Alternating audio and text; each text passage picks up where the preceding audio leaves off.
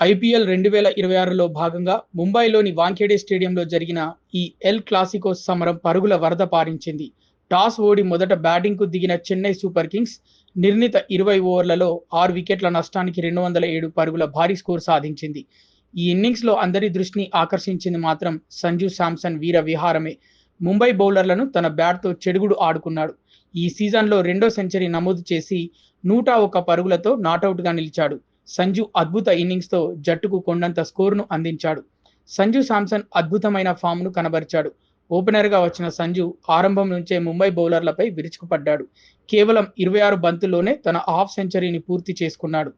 ఇది ఆయన ఐపీఎల్ కెరీర్లో 27వ హాఫ్ సెంచరీ.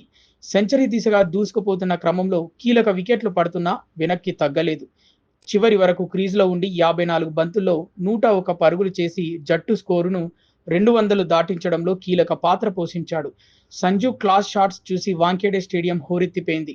చెన్నై ఇన్నింగ్స్ ఆరంభంలో కెప్టెన్ రుతురాజ్ గైక్వాడ్ 22 పరుగులతో దూకుడుగా ఆడినా ఎక్కువసేపు నిలబడలేకపోయాడు. అల్లా గజన్ఫర్ వేసిన 3వ ఓవర్లో ఆయన అవుట్ అయ్యాడు. ఆ తర్వాత వచ్చిన సర్ఫరాజ్ ఖాన్ 14 పరుగులు, శివన్ దుబే 5 పరుగులతో త్వరగానే పెవిలియన్ చేరారు. అయితే మరోవైపు సంజు శాంసన్ మాత్రం ముంబై బౌలర్లను నిర్దాక్షిణ్యంగా బాధేశాడు.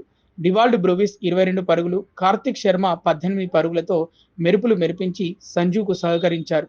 చివర్లో జెమీ ఓవర్టన్ 7 బంతుల్లో 15 పరుగులు చేసి అశ్విని కుమార్ బౌలింగ్లో వెనుదిరిగాడు. ముంబై కెప్టెన్ హార్దిక్ పాండ్యా రెండో ఓవర్లోనే 19 పరుగులు ఇచ్చి భారీగా మూల్యం చెల్లించుకున్నాడు.